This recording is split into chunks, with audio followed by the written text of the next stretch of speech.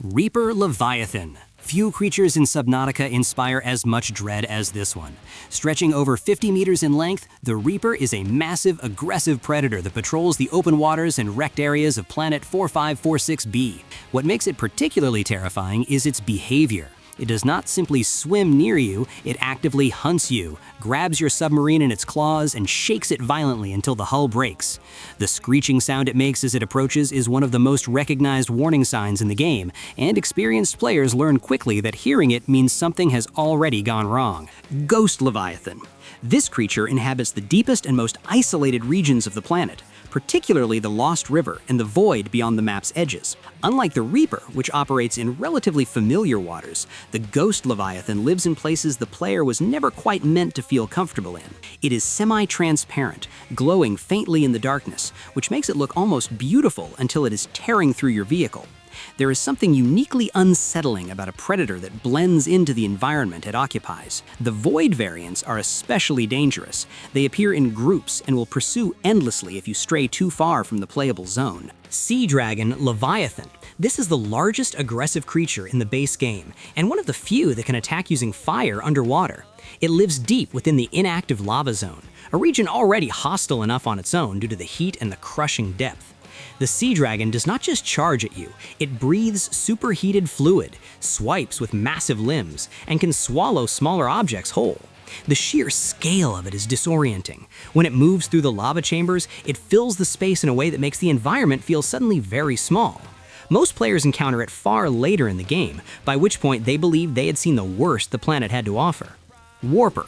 The Warper is different from the Leviathans in size, but the unease it creates is its own category entirely. It is a biomechanical creature, partly organic and partly constructed, created by the precursor civilization to hunt down and eliminate organisms infected by the Kara bacterium.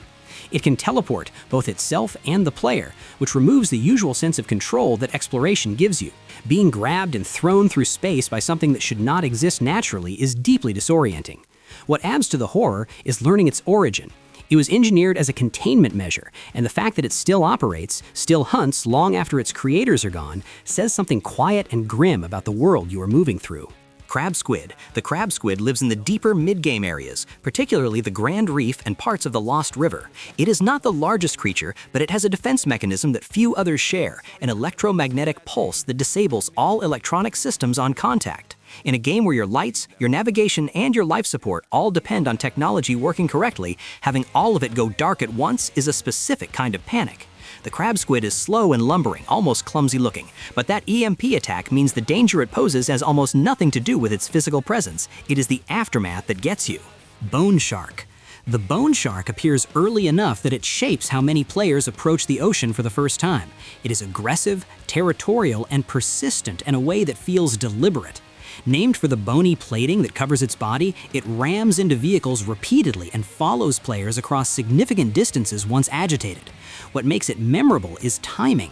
Most players encounter it before they have strong equipment or a reliable submarine, so it becomes associated with vulnerability.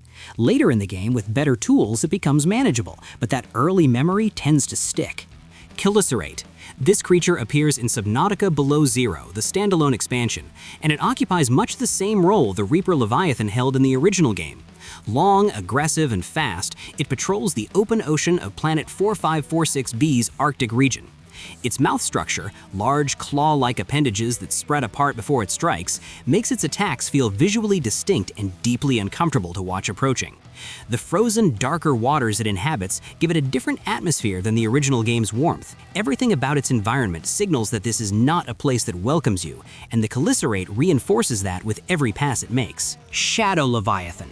Also from Below Zero, the Shadow Leviathan lives in the crystal caves and the deeper zones beneath them. It is fast for its size, which is unusual among the larger Leviathan-class creatures, and it has a tendency to appear from angles that are hard to anticipate.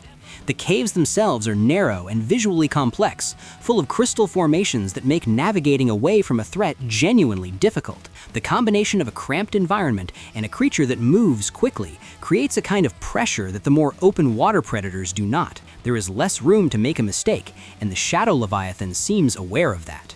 Smash that like button and subscribe if you dug the video. Then go watch this one, and after that, just hit the sack. We'll figure out the rest later. Peace out, bro.